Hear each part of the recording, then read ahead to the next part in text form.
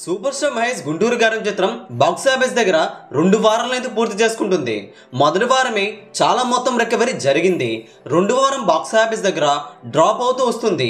ఈ రోజు వసూలు ఏ విధంగా ఉన్నాయి, 14 రోజుల్లో బాక్స్ ఆఫీస్ దగ్గర ఇప్పటి వరకు ఈ సినిమా ఎంత రాబట్టింది, గుంటూరు గారం చిత్రం స్టేటస్ ఏంటి, హిట్ ఆఫ్ ఫ్లాప్ తెలుసుకుందాం పదండి. గుంటూరు గారం చిత్రం 13 రోజుల్లో బాక్స్ ఆఫీస్ దగ్గర సూపర్ స్టార్ మహేష్ స్టార్డమ్ అయితే స్పష్టంగా కనిపించింది.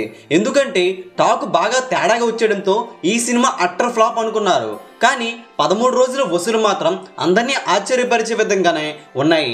13 రోజుల్లో 126 కోట్ల వరకు షేర్ అయితే వచ్చింది.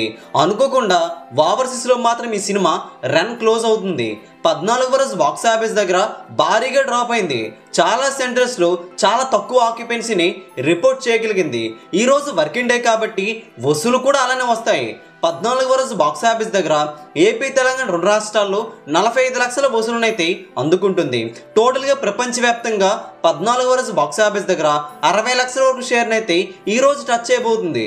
అయితే ఇలా 133 కోట్ల షేర్ టార్గెట్తో బరిలోకి దిగిన గుంటూరు గారం చిత్రం ఇంకా 7 కోట్ల వరకు షేర్ అయితే అవసరం. ఈ వసూలని పక్కన పెట్టేస్తే ఇప్పటి వరకు గ్రాస్ 210 కోట్ల 60 లక్షల గ్రాస్ని అయితే 14 రోజుల్లో బాక్స్ ఆఫీస్ దగ్గర అందుకోవడం జరిగింది.